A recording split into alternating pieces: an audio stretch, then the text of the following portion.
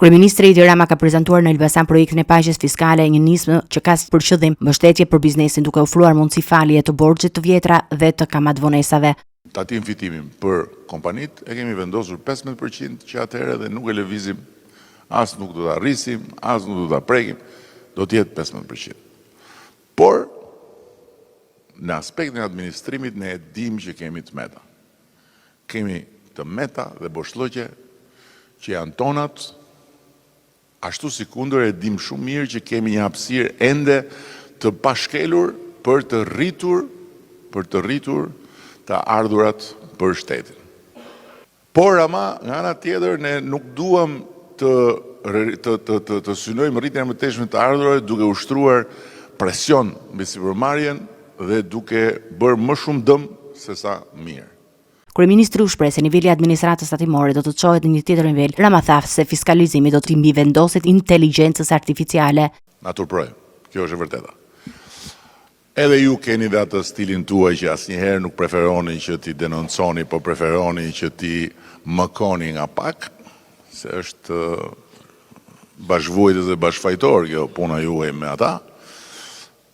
Por është kjo që është, pavarësisht përmirësimeve të mëdha që janë bërë. Kështu që ajo marrëveshje pona funksionon.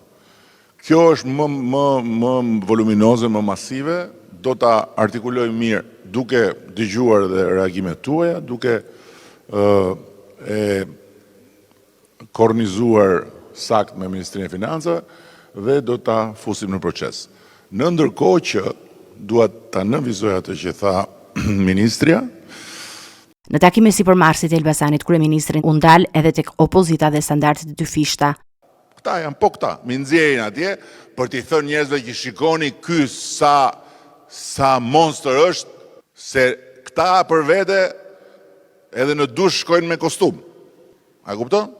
Njerëzit ja u kthejnë ashtu siç e meritojnë, për ta nxjerrë shqetësimin deri në fund, nxjerrin Ilir Vrenozin atje që ja lëshon shqipes ekstreme, aty me fëmijë, me vajza, me gra, e kupton? Do me thënë, këta tamam të vrasin natën, të qajnë ditën, madje këta të vrasin dhe ditën dhe nuk të qajnë.